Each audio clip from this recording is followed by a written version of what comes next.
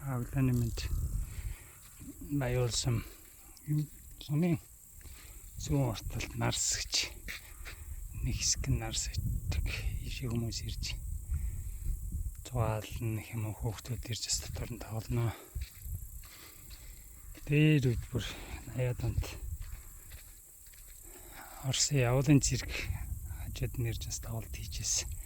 Тэгэхээр одоо ч нөгөө урлаг уран сайхан том арга хэмжээний ч бас гадаа болдог болчихлоо. Тэр бодвол техник ч гэсэн гадагш нь том техникүүдийг зөөж барих боломжтой болсон учраас хөгжмийн техник бас яванда тоглолт энэ төр энэ болдог болж магадгүй.